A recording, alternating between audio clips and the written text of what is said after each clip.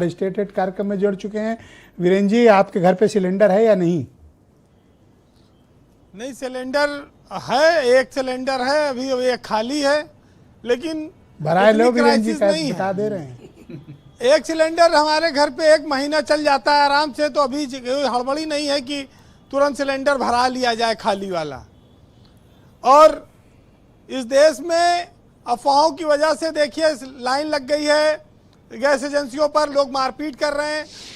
कुछ लोग तो गोरखपुर में एजेंसी पे 4 बजे रात में ही भोर में वहीं पर सेहरी कर रहे हैं, वहीं खाना खा रहे हैं, ये भी देखा गया। तो ये समस्या तो आ गई है।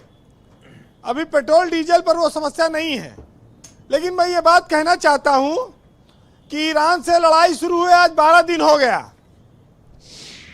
और जब भारत में लड़ाई के बाद तेल नहीं आ पा रहा है, उसके बावजूद तेल के कोई संकट नहीं पेट्रोल डीजल पे, और गैस सिलेंडर पर इतना हाहाकार कैसे है? तो गैस सिलेंडर पर इसका मतलब जमाखोरी तेज हो गई है, और ये हाहाकार जो बनाया गया ये कृत्रिम है। अभी गैस का इतना संकट नहीं है जितना ये फैल गया है। अब हमारे देश में सबसे बड़ी समस्या यही है कि अफवाहों पर तेजी से लोग भागने लगते हैं, और आम आदमी की चिंता बढ़ जाती है और खास आदमी चिंतन में लग जाता है। ये दोनों व्यवस्थाएं एक साथ शुरू हो जाती हैं इस देश में। और आपने सुना होगा कि हमारी जरूरत है इस देश की रोटी, कपड़ा और मकान, लेकिन अब हम इन जरूरतों से आगे बढ़ गए हैं, खाली इसी तक ये देश सीमित नहीं है।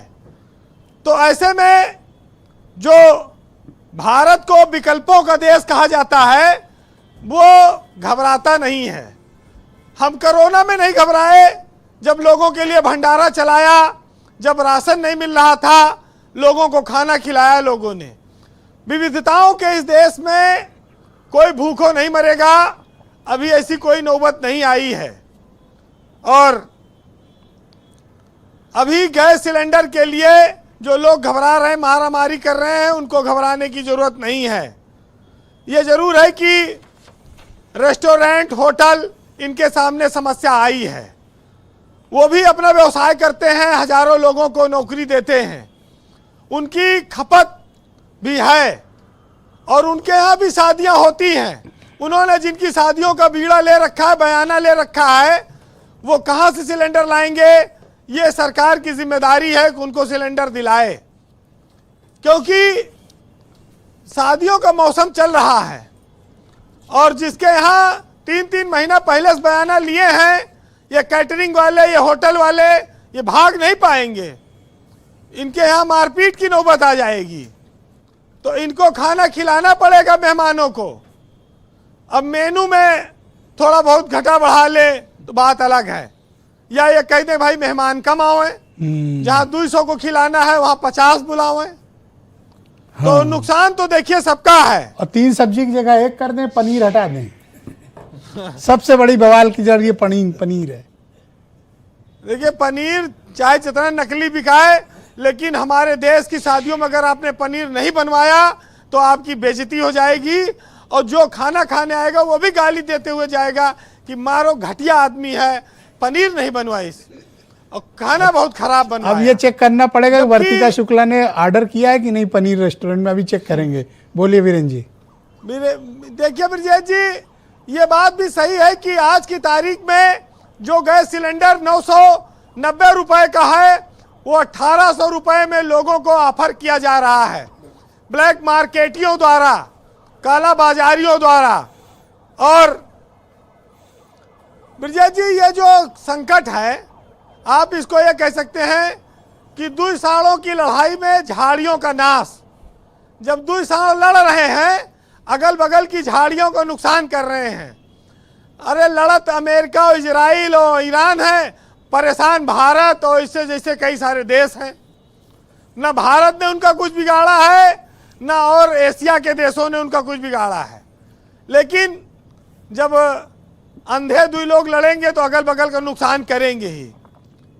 हम उस विकल्प पर जाना चाहते हैं जब इस देश में लोग चूल्हों पर खाना बनाते थे, इंडक्शन पर भी घरों में खाना बन सकता है। हम खिचड़ी खाकर भी काम चला लेंगे, व्यंजन नहीं बनेंगे, कोई बात नहीं है। लेकिन अभी ये देश बहुत मजबूत है और ये कहीं घबराएगा नहीं।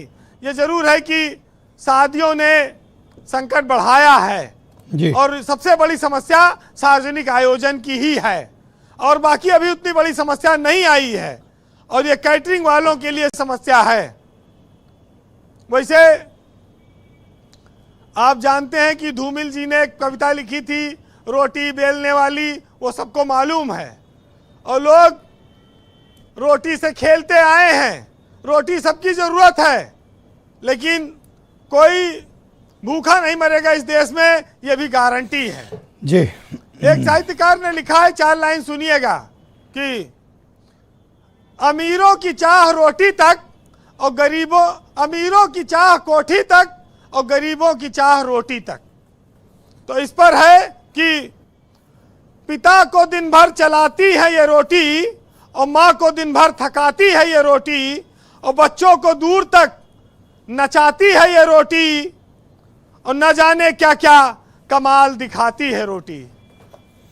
बहुत शुक्रिया वीरेन जी, आपका बहुत बहुत धन्यवाद ग्राउंड जीरो से अपना इनपुट, फीडबैक, ओपिनियन और ऑब्जर्वेशन हम तक पहुंचाने के लिए। बहनों भाइयों, दूसरा चरण इस परिचर्चा का शुरू करते हैं। सबसे पहले मैं आमंत्रित